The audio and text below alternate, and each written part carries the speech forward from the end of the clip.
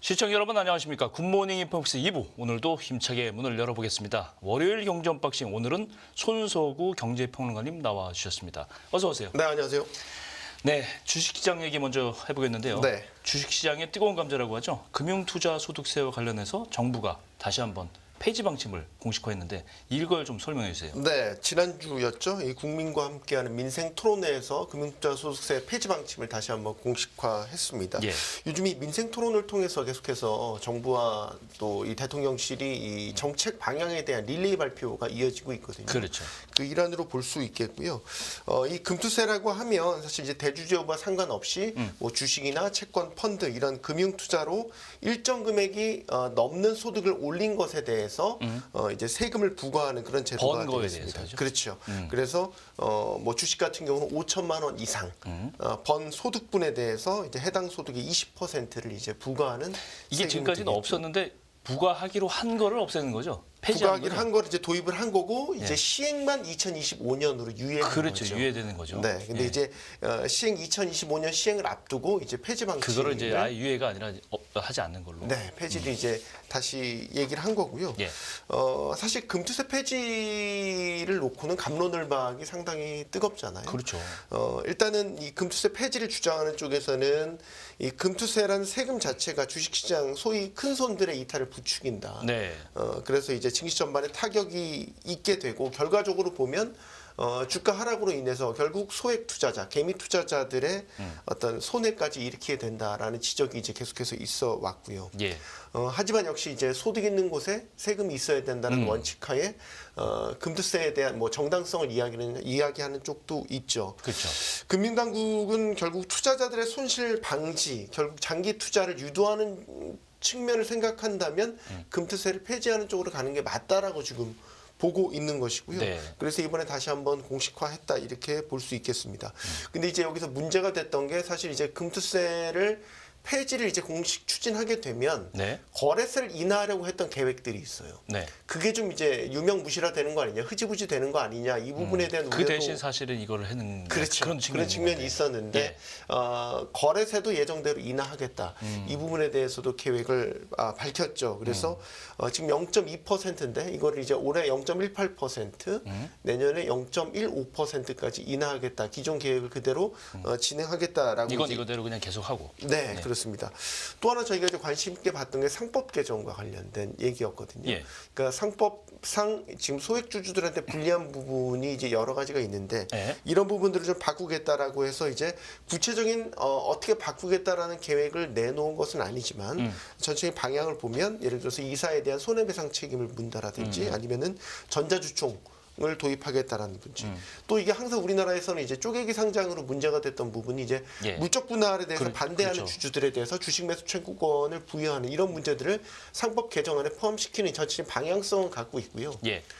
근데 또 하나 이제 핵심이 되는 게 이사의 충실 의무 대상에 관한 82조 3항. 이거 대통령도 강조한 사항이에요. 그렇죠. 예. 이것이 이제 지금은 회사에 대해서 이사의 어떤 충실 의무가 내용이 정해져 있지만 그렇죠. 이것 주주를 말고 위해서라는 얘기는 없잖아요. 네, 이것도. 이제 주주의 이제 비율, 이게 비례적인 주주에 대해서도 이사의 충실 의무 대상으로 포함시키는 이 문제까지도 지금 거론이 되고는 있어요. 네. 근데 이제 이것과 관련해서 개정안이 2개가 나왔고 예. 계류 중이긴 한데 현실적으로 21대 국회에서는 통과가 안 될 것으로 보이고요.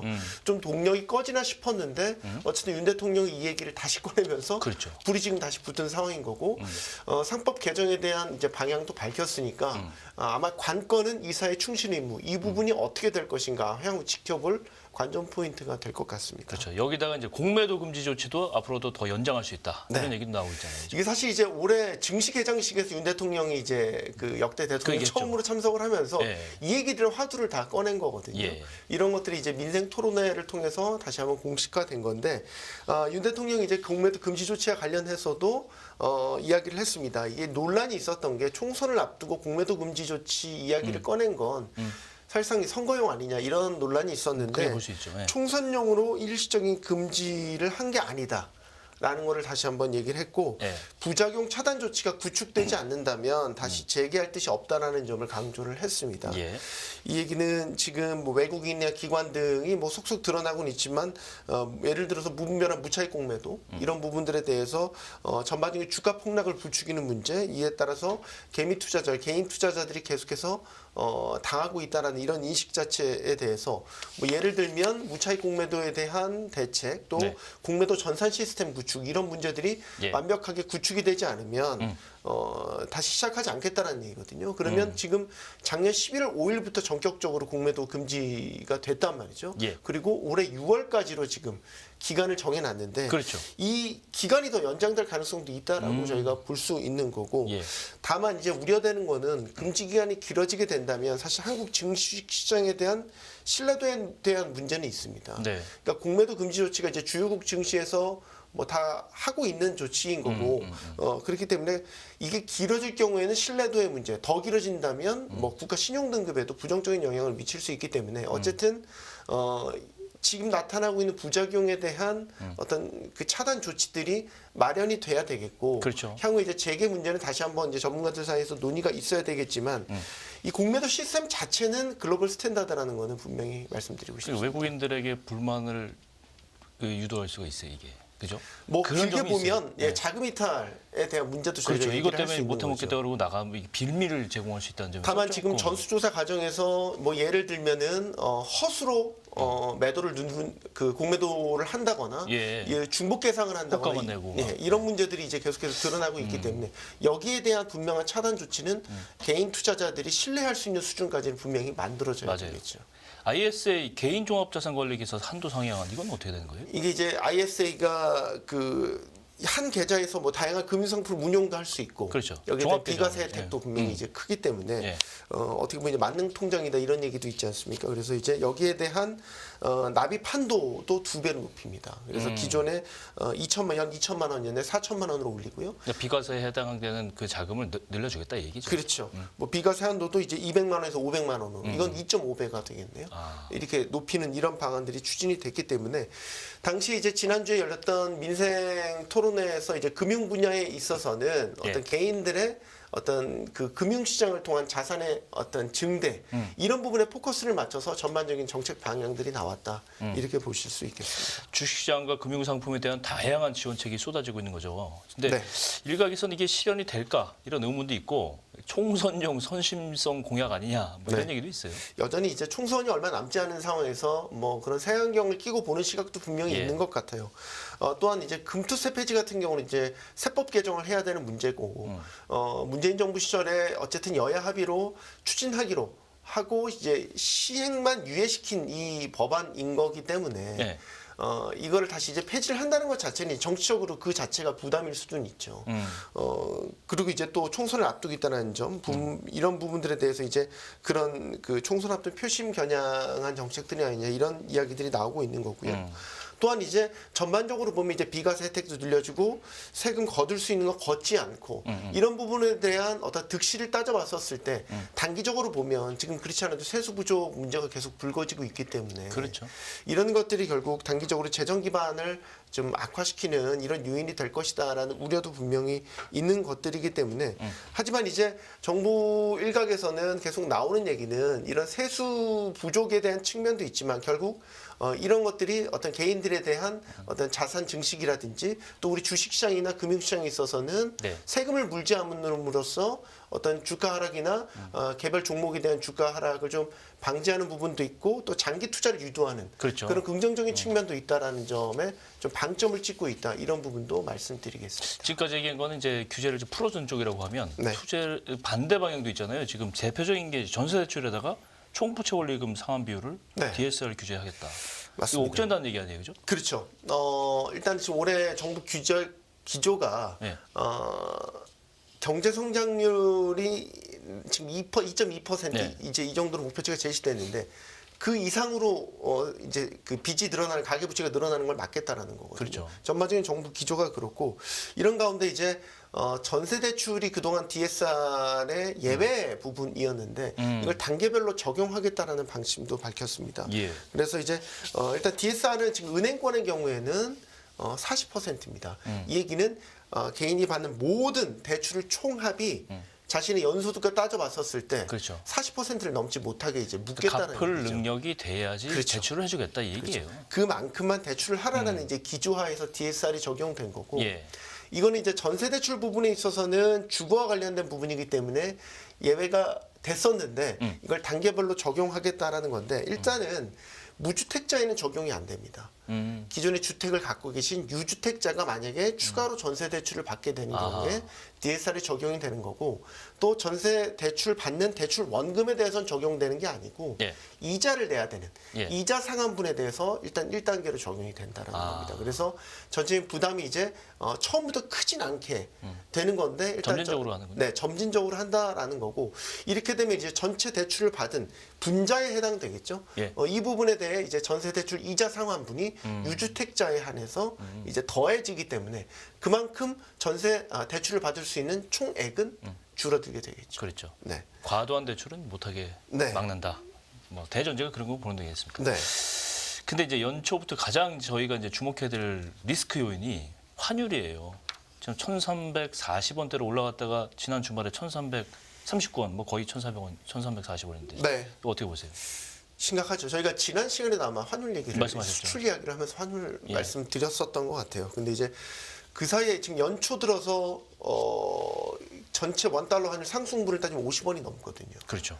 왜냐하면 지난해 말에 이제 1,290원대까지 이제 하향 안정이 되는 기조를 보였다가 지금 연초 들어서 그렇죠. 이러저런 이제 악재들이 터지면서 지금 50원이 이렇게 넘게 급등을 한 거기 때문에 예. 단기적으로 보면 이거 굉장히 금융시장이 흔들리고 있다, 매만시장이 흔들리고 있다 이렇게 봐야 될 것 같고 지금 이제 문제는 이렇게 급등하게 될 경우에는 다른 여타 금융시장이 다 충격을 준단 말이죠. 그렇죠. 대표적으로 주식시장, 예. 뭐 채권시장도 마찬가지고요.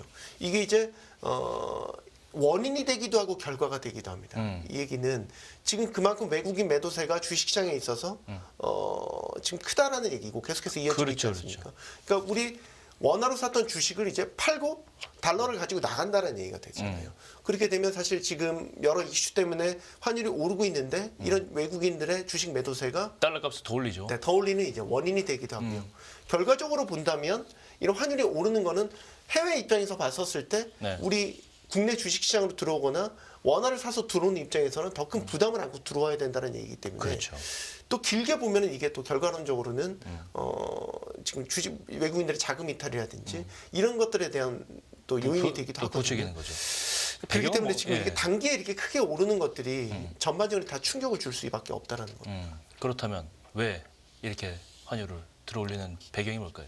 근데 기본적으로는 그 기저에는 네. 미국의 조기 금리 인하에 대한 기대감이 한풀 꺾였다라는 점이 그게 가장 크겠죠. 분명히 있을 것 같습니다. 예. 그래서 뭐 사실 작년 4분기에 환율도 안정이 됐고 강달러 기조가 꺾였고 이에 따라서 주시장이 다 올랐던 거는 예. 연준의 조기 금리 인하에 대한 기대감이 작용했던 건데 올해 들어서 일단은 이 기대감이 꺾였었고 최근 들어서 이제 미국 연준 관계자들 이사들의 이야기를 통해서도 계속해서 신중론에 대한 이야기들이 그래요. 계속해서 나오고 있거든요. 예. 그러니까 금리 인하를 안 하겠다는 게 아니라 시장에서 기대하는 대로 3월이나 그렇게 빨리 하진 않겠다. 네, 상반기 중에 하겠다라는 거에 대해서 계속해서 연준이 지금 브레이크를 걸고 있는 그렇죠. 이런 상황이거든요. 맞아요.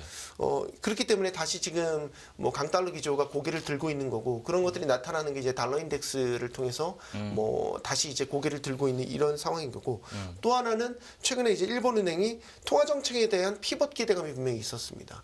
근데 최근 들어 이런 기대감도 약해지면서 엔화가 또 약세를 보였고 이런 예. 것들이 이제 달러와 비교를 했었을 때 강달러를 더 부추기는 요인이 된 거고 그렇죠. 우리 입장에서는 이건 역시 원화 강세에 대한 원화 약세에 약세에 대한 대한 부추기는- 압박 요인이 그렇죠. 네, 될 수밖에 없는 거죠. 이런 부분들도 하나 있고 지정학적 리스크. 네, 지정학적 리스크도 저희가 빼놓을 수가 없죠. 그러니까 예상치 못했던 지정학적 리스크, 뭐 중동에서 터지고 있는 네. 뭐 홍해, 호르무즈 해협을 둘러싼 군사적 충돌, 그렇죠. 또 이란에서 새롭게 터진 이제 군사적 긴장감, 이런 부분들이 이제 중동 전세에 대한 불안감, 안전자산인 달러에 대한 수요를 일으켰다라는 거, 이런 것들이 이제 강달러 기조를 다시 고개를 들게 만든 요인인 거고, 예. 뭐 한반도 위협에 대한 부분도 있었죠. 연초부터 이제 김정은 위원장이 그렇죠. 예. 네, 대남 강경 발언을 쏟아냈고요. 뭐 최근에 또 뭐 여러 가지 이제 군사적 그 긴장감 요인을 일으키는 그런 이제 뭐 실험도 있었고요. 그렇죠. 뭐 이런 것들이 이제 전반적으로 이제 원화에 대한 불안감을 가중시키면서 원화 약세, 달러 강세 이런 것들을 부추기는 요인이 되지 않았나 이렇게 생각을 해봅니다. 원 달러가 상승하게 되면 제일 이 가격 민감하게 반응한 게 유가 아니겠어요? 아, 그렇죠. 유가 부담이 상당히 커질 텐데. 유가도 부담이 커지고 두려우는 저 입장에서 유가 부담이 커지지만 예. 지금 중동 거기도 정세 지정학적 때문에도 문제도 뭐 그런 것들이 저희가 이제 보통 그 기준 지표로 삼는 게 이제 WTI 이야기를 하게 되는데 지금 70달러대 선에서 이제 80달러대 이렇게 계속해서 이제 안정이 돼 눈높이가 있었어요. 올라가게 되는 이제 이런 상황에 저희가 단기적으로 끝날 이슈가 아니다라고 보는 거에 있어서 예. 이제 유가를 자극하는 부분도 분명히 있는 것 같고요. 또 하나 지금 이제 계속해서 환율이 이런 식으로 이제 자극을 받게 되면 지난주에 말씀드렸던 수출 채산성에 대한 부분 이렇게 되면 사실 이제 지난해 고금리로 인해서 압박을 받았던 게 좀 풀리나 싶었는데 우리 수출 기업들한테는 환율 압박이 다시 거세게 일어날 수 있다라는 부분. 특히 이제 중소기업, 중견기업 같은 경우는 1,300원이 일단 원달러 환율이 1,300원이 넘어가게 되면 일단 마이너스 볼 가능성이 크다라고 보고 있기 때문에 1,200원 후반대까지는 안정이 돼야 된다는 점. 또 하나 이게 이제 국제유가라든지 아니면 환율이 이제 높아지게 되면 들여오는 원자재에 대한 가격이 비싸지기 때문에 지금 저희가 이제 소비자 물가도 3%대 초반까지 겨우 눌러놨는데 그래요. 네, 수입 물가 부담이 이런 식으로 환율 때문에 다시 높아지게 되면 예전만큼 이제 우리 수출 기업들이라고 해도 원자재 부담이 상당히 비중이 커진 상태이기 때문에 예. 40% 정도는 영향이 있다라고 지금 분석이 되고 있거든요. 이렇게 되면 국내 물가도 결과적으로 보면 다시 자극할 여지가 있다. 그러면 전반적인 우리 통화 정책에도 스케줄이 다 꼬여버리게 그렇죠. 되는 예. 이런 원인이 될 수 있거든요. 그래서 지금의 환율 급등세는 상당히 우려감을 갖고 봐야 되는 거고 사실 이제 이런 부분들은 우리가 통제할 수 있는 영역이 아닌 부분도 상당히 크기 때문에 네. 계속해서 우리 1분기 상반기까지는 네, 조심해야 돼요. 네, 살얼음판 위를 걷는 심정으로 환율을 바라봐야 된다. 맞습니다. 이렇게 말씀드리겠습니다. 주식시장부터 환율까지 오늘로 손소구 경제평론가님과 함께했습니다. 오늘 말씀 고맙습니다. 고맙습니다.